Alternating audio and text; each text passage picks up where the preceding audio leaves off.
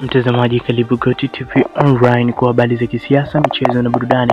Mtazamaji, kama unajiunga nasi kwa mara ya kwanza, usiache kusubscribe kwa kubonyeza alama nyekundu ambayo ipo chini ya video hii kwa hakika zaidi wa kuendelea kupata taarifa zetu kila siku.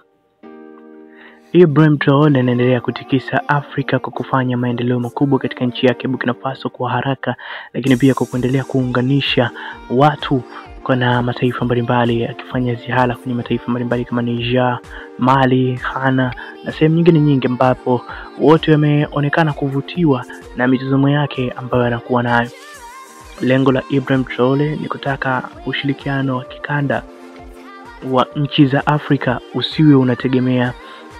nchi kutoka magharibi na misaada yao ambayo ina masharti makubwa, lakini pia amesema kuwa hataki kuona wa Afrika wanaendelea kuteseka kutoka kwa wazungu, kitu ambacho kimeibua hisia kubwa sana kwa vijana na kutokiwa kupendwa na vijana wengi na watu wengi tofauti, japokuwa kuna baadhi ya wanasiasa wanampinga kulingana na yeye ni kiongozi wa kijeshi, mara nyingi huwa hawajui siasa ya demokrasia na vitu vingine, lakini kwa Ibrahim Traore yeye anaendesha nchi sawa tu.